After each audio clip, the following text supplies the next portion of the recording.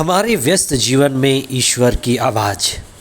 जीवन में हर एक व्यक्ति को झटका मिलता है, लेकिन कई लोग जीवन भर झटके खाते हैं और जीवन भर रोते हैं, शोक में डूबते हैं और डूबे ही रह जाते हैं।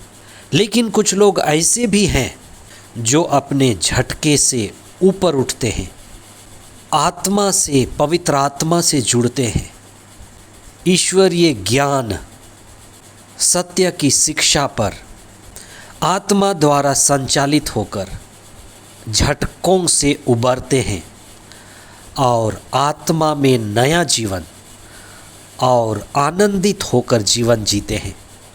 आज हम इस पर चिंतन करें। 30 मई 2025 पास्का का छठा सप्ताह, शुक्रवार। पहला पाठ प्रेरित चरित अध्याय 18 पद संख्याएँ 9 से 18 तक, संत योहन का सुसमाचार अध्याय 16 पद संख्याएँ 20 से 23 तक। मनुष्य के शरीर के बढ़ने से कोई बड़ा नहीं होता। हमारे शरीर के बढ़ जाने से हम बड़े नहीं होते, उम्र के बढ़ जाने से हम बड़े नहीं होते, समय के अनुसार समय बीतने से भी हम बड़े नहीं होते, डिग्री मिल जाने से हम बड़े नहीं होते। हम बड़े होते हैं समझ बढ़ने से। समझ हमें बड़ा बनाती है। न समझ हमेशा दुखी रहता है। दुख का कारण, पीड़ा का कारण न समझ है, और जो न समझ है वही बंधनों में होता है। समझ ही हमें मुक्त करती है। ईसा ने अपने शिष्यों से कहा, तुम्हारा शोक आनंद में बदलेगा। हमारे शोक के कई कारण हैं। शरीर से जुड़ी हुई बातें, शारीरिक रिश्ता, शारीरिक इच्छाएं। रोज शारीरिक रिश्ते को झटका लगता है। बीमार हो गए, झटका लगता है। कोई मर गया, झटका लगता है। हमारी ज़िंदगी में जितने भी झटके लगते हैं वे रिश्तों में लगते हैं, व्यवसाय में लगते हैं, पारिवारिक रिश्तों में लगते हैं, मित्रता में लगते हैं, वैवाहिक जीवन के रिश्ते में लगते हैं। झटके लगते ही जाते हैं और ये सभी झटके ही हमारे शोक के कारण हैं। तो हम क्या करें? आप अपने जीवन के इन उतार चढ़ाव के झटकों को देखें, समझें।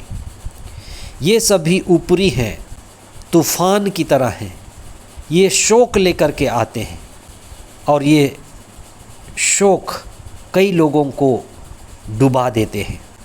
ईसा ने अपने शिष्यों से कहा, तुम्हारा शोक बदलेगा।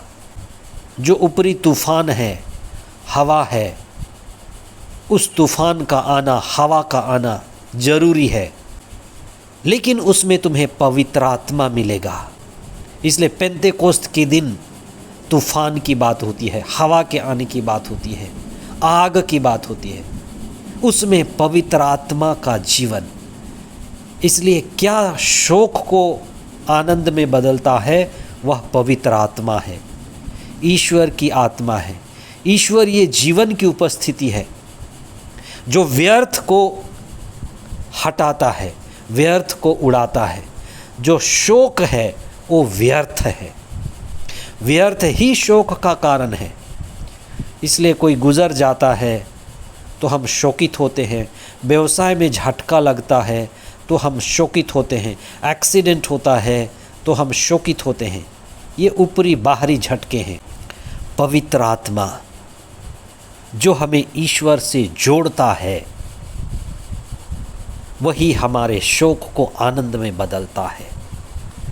इसलिए अगर आप जीवन के, संसार के, सांसारिकता के बाहरी झटकों से उबरना चाहते हैं तो ईश्वर से जुड़ें, प्रार्थना करें, अपने पवित्र आत्मा से जुड़ें, पवित्र आत्मा से स्वयं को जोड़ें और व्यर्थ की सांसारिकता से, व्यर्थ के चिंताओं से, व्यर्थ के झटकों से ऊपर उठें और आत्मा में आनंदित जीवन जिए। आमीन।